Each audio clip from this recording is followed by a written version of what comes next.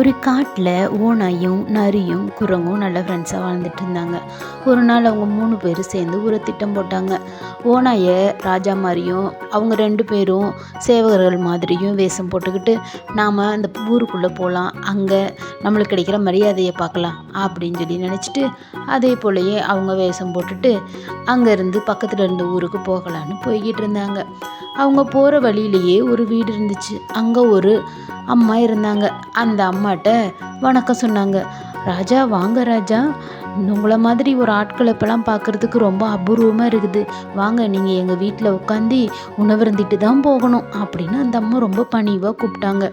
உடனே அந்த ஓநாயும், நான் ராஜா தான், நான் உங்கள் வீட்டில் கட்டாயம் இன்னைக்கு சாப்பிட்றேன், எங்களுக்கு நிறையெல்லாம் ஒன்றும் வேண்டாம், ஒரு சின்ன கோழி கொண்டு வா போதும் அப்படின்னு சொல்லி சொன்னாங்க. அதே போலயே அந்த கோழியை கொண்டு வந்து கொடுத்தாங்க. அந்த கோழியை ஒரு நிமிஷத்தில் அந்த நரியும் அந்த ஓநாயும் கடித்து சாப்பிட்டுட்டாங்க. அந்த குரங்குக்கு கொஞ்சமாக கடலை கொண்டு வந்து கொடுத்தாங்க. அதுவும் அதை சாப்பிட்ருச்சு.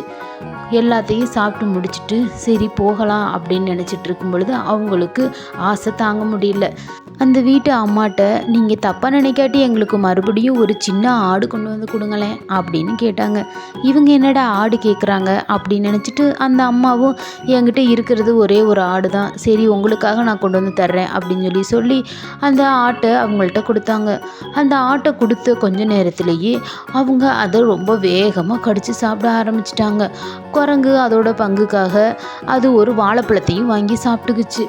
வீட்டு அம்மாட்ட அவங்க மறுபடியும் ஒரு பன்றிக்குட்டி கேட்டாங்க. பன்றிக்குட்டியா, நான் எங்கே போகிறது பன்றிக்குட்டிக்கு, நீங்கள் கொண்டு வர முடியுமா முடியாதா அப்படின்னு பயங்கரமாக ஒரு ஆணை போடுற மாதிரி போட்டாங்க. அவங்க ரொம்ப பயந்துக்கிட்டு, சரி நான் எப்படியாவது உங்களுக்கு நான் அதை கொண்டு வந்து தர்றேன் அப்படின்னு சொல்லி ஒரு பன்றிக்குட்டியையும் கொடுத்தாங்க. அப்படி பயங்கர ஃபாஸ்ட்டாக அவங்க அந்த பன்றிக்குட்டியும் தின்னு தீர்த்துட்டாங்க. உங்கள்கிட்ட சாப்பிட்றதுக்கு இன்னும் என்ன இருக்குது அப்படின்னு அவங்க கேட்டாங்க. அதுக்கு அந்த அம்மா, இதோ வர்றேன் இருங்க அப்படின்னு சொல்லி ஒரு கோடாரி, 2 பக்கம் வெட்டக்கூடிய கோடாரி எடுத்து அவங்கள வெட்டுறதுக்கு ஓடினாங்க. 3 பேர் அங்கேருந்து தலை தெறிக்க ஓடினாங்க. அந்த அம்மாவும் அவங்கள விடாமல் துரத்திக்கிட்டே ஓடினாங்க. ஆனால் அவங்க வேக வேகமாக ஓடி 3 பேரும் ஒரு இடத்துல போய் ஒரு வழியாக அவங்க பழையபடி இருந்த அந்த காட்டுக்குள்ளேயே ஓடிட்டாங்க. ஓடி உயிர் தப்பிச்சுக்கிட்டாங்க.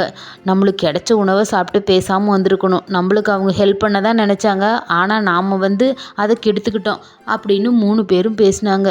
எப்படியோ உயிர் தப்பிச்சுக்கிட்டோம், அது வரைக்கும் நல்லது. இனிமேட்டுக்கு இந்த மாதிரி எந்த வேஷமும் நம்ம போடக்கூடாது, பேராசை என்றைக்குமே நம்மளுக்கு பெரு நஷ்டம் அப்படின்னு 3 பேரும் பேசினாங்க. எப்பொழுதும் பேராசை பெரு நஷ்டம்.